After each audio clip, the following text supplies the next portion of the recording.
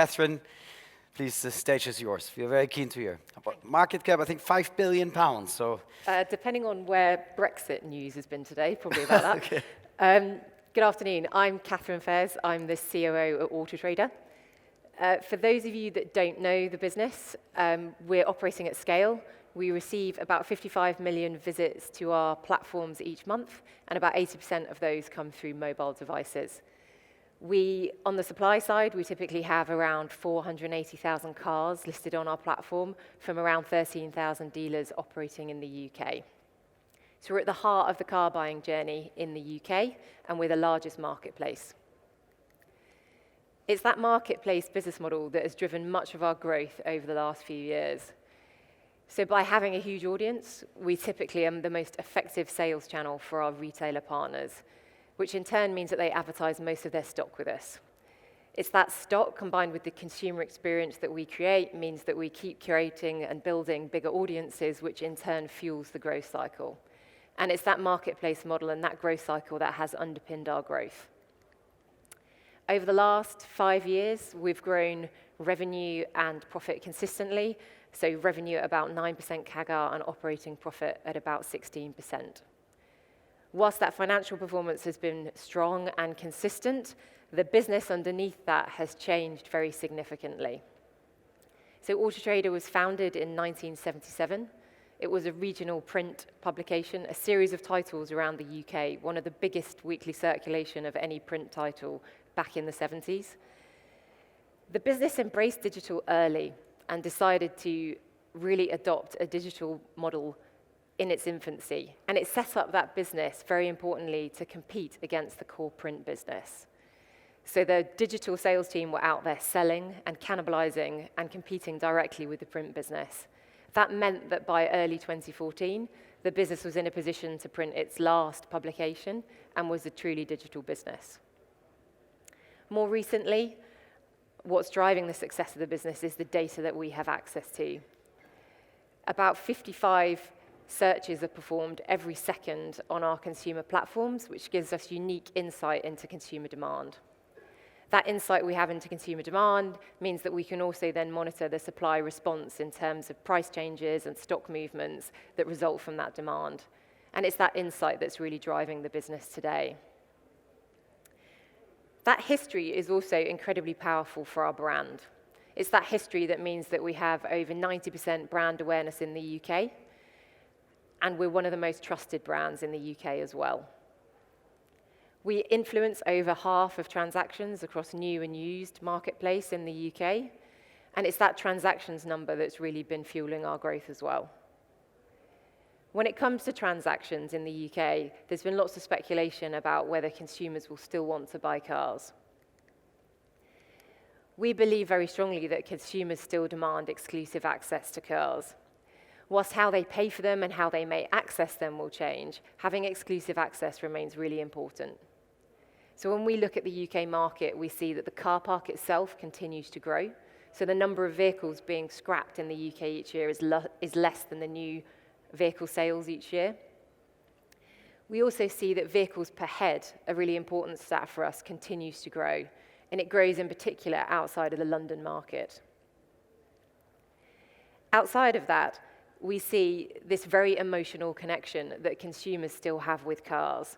So most of them talk about freedom, about independence, about very emotional values that means they want exclusive access to a car.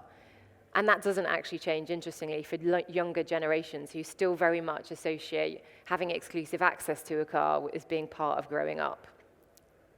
That doesn't mean, however, that ownership models aren't changing.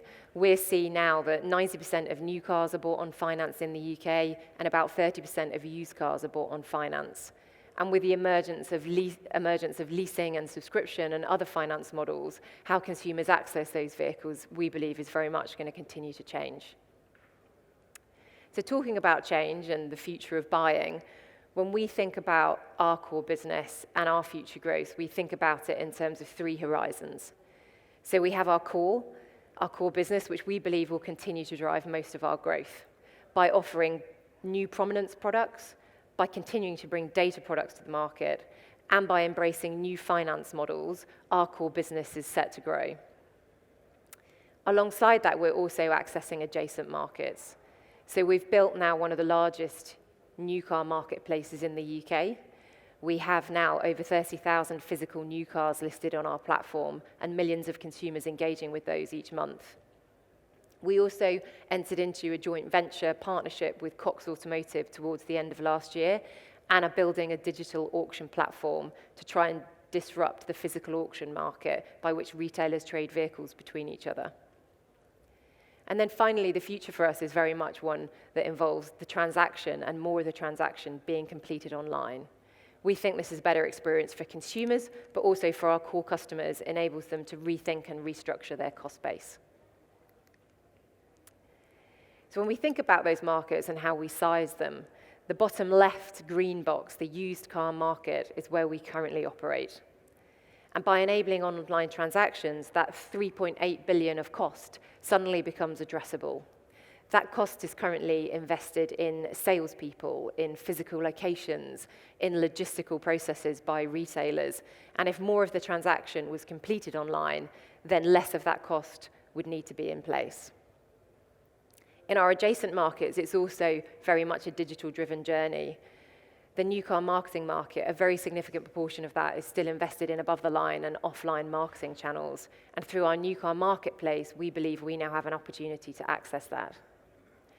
And of the B2B auction fees, again, the vast majority are paid to physical auction houses, and we think we can actually reduce the cost significantly that retailers are paying and provide them a more efficient service through that marketplace.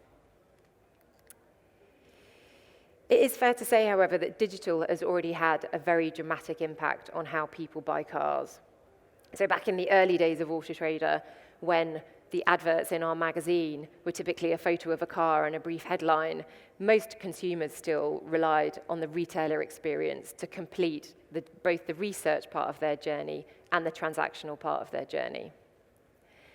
More recently, with our marketplace model, we now surface finance offers, we surface more information on the vehicle, like the vehicle check, the provenance check for the car, so we're giving consumers more confidence in that research stage. So now most research is completed online, so when consumers come to purchase, they're typically only visiting 2 dealerships. In the future, I mean, who knows? We believe that visits number per transaction will continue to decline, but where it will end, we don't know. This is reflective, really, in the retailer cost-based opportunity that we see. So there's this huge mismatch at the moment between where consumers are spending their time, of which the vast majority now through that research phase is online, and where retailers are investing their cost. So those offline costs still structurally represent by far and away the biggest part of the cost base for retailers. Most of it is sales staff, and over time they clearly need to become customer support people, and the property clearly needs to move to being in different locations and probably in reality less of it over time.